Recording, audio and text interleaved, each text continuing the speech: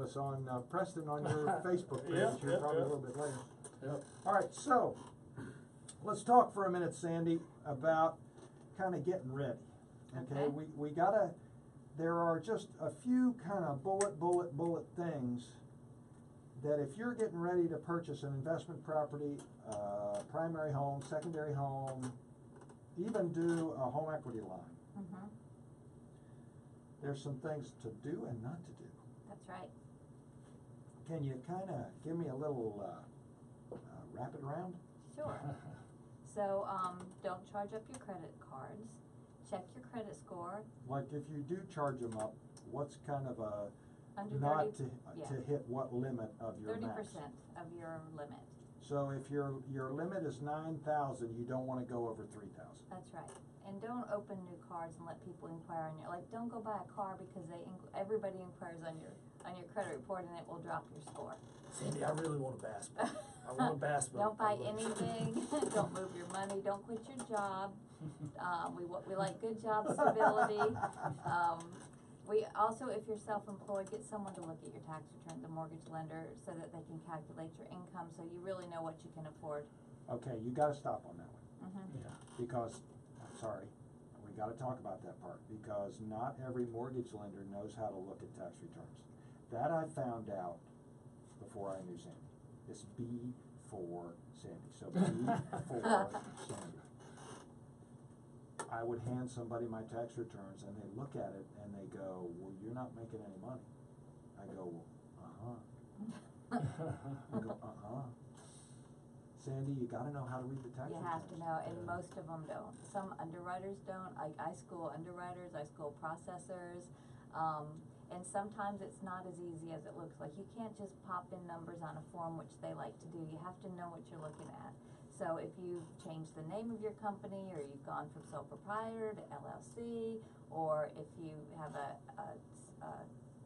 incorporation versus a partnership, I mean, you have to understand those kinds of things. So it's important that you have someone that knows what they're doing, because most of them will plug in a number on a form and they don't understand it.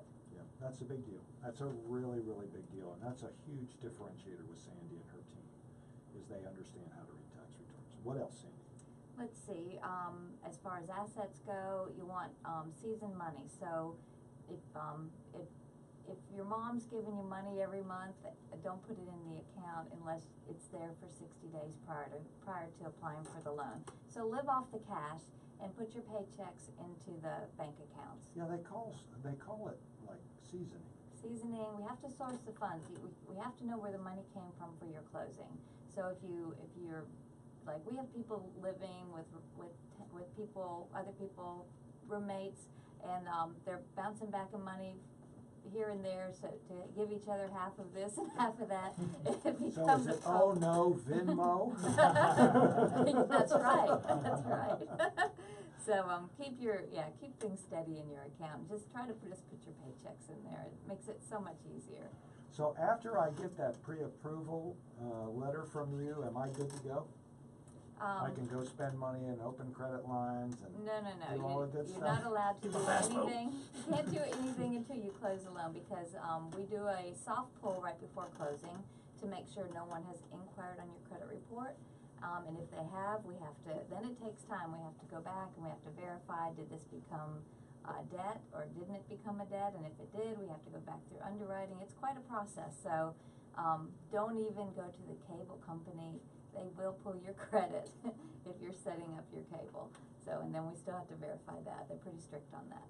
Gosh, I mean, I've had so many times where someone has done something the day before the closing because they wanted to go out and get the furniture. They'll do Or their 90 days appliances, in yeah. cash, or they'll give new appliances Right. because they're on sale. Right. And what happens, Sandy? Then we have to delay or Yeah, take it back. delay, or Take yeah, it back. Yeah, I mean, it's just wait it out. Wait it out. Sandy, how do people get in touch with you? They call myself, 704-577-0144. All right, 577-0144. All right, Preston, Yep. back to you, sir. All right, brother. Now, do you want to talk about more on my list, or do you want to quit? No, I like your list. I like your I list. like my list too. Yeah. Pretty good Okay, job, so how should, just like Sandy talked about how someone can prepare for a loan, Right. how can a seller prepare for an inspection? Well, that is a great question because we have a seller's inspection checklist on our website. Yeah, if you go to homeinspectioncarolina.com, it says Realtor's Corner. I probably need to change that, but it's for anybody listening. who's Seller's thinking- Corner. Yeah, yeah, exactly. But just click on that, and there's a PDF you can download.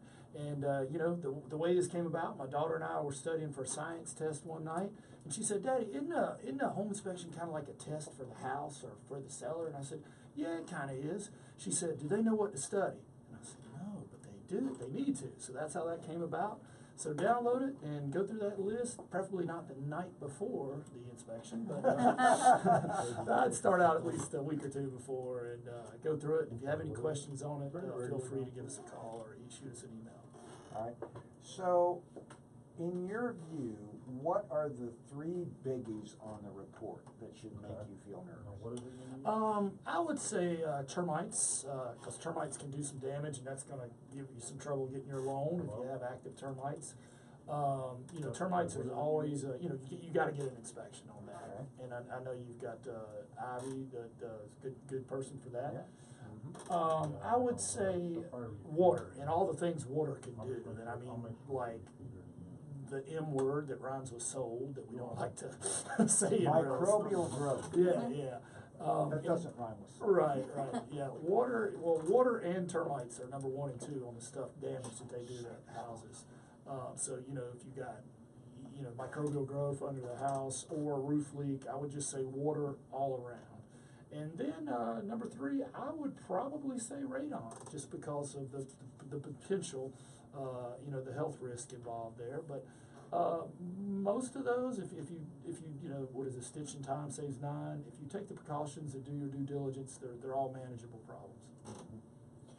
All right, so last, and to kind of wrap this up with all 3 of us, like any business, realtors, inspectors, lenders have good and bad. What are the warning signs that you typically see in your industry for trends that are to come? Are you seeing any negative warning signs, Sandy, that rates are on the move, or do you think it's going to be stable pretty much through the end of the year? What do you see? I think that they'll be inching up, and I think that a lot of mortgage companies are in a little bit of financial trouble. They're letting people go. Just be sure you talk with a stable company. Yeah. Like we're debt free. We watch our P&Ls like crazy, so we're super stable. A lot of them will be going out of business, and then you'll be sitting there with a half of a loan. And There's nothing worse than a low. And Preston, in your industry, you know, you're now dealing with a lot of older homes because of inventory being where it is. Right, And right. home inspections being where they are. Are you seeing in these older homes, is it the crawl space primarily, or you're seeing most of the issues and challenges from an inspection standpoint? Yeah, I would say your crawl space and attic would be your number 1 and 2 places where damage could, you know, high dollar issues. And when you first started to ask this question, you said woes. I immediately went to snake scans. That's the thing that as soon as I opened that door, I'm like, That's a uh-oh. where's that guy? You know, like, you know, think of something pleasant. Think of something pleasant. Go to your happy place. Yeah, go to my happy place. Yeah, but you know, and the other thing, Paul, is every year house has something that was used as building material. You know, if we talk about the 80s, we're talking about polybutylene piping. We're talking about the 50s, we're talking about asbestos.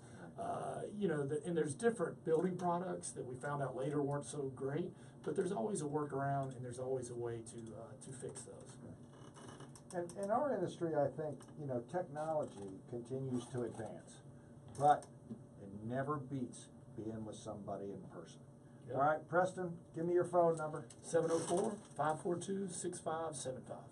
And at Jameson Realty, you can reach us anytime, 846-DONE, 846-3663, or on the web at myjamesonhomes.com. God bless. Talk to you next week to show your real estate today. Have a great Saturday. Oh, that flew by. yeah. That one flew by. when the veteran in your life says, Man, there's enough stuff on here to do another radio show. Oh, I never even got to any of mine. I know you did. Well, no, that's good. We had I'm gonna good put that on stuff. the thing, yeah. We had good stuff today. 99.3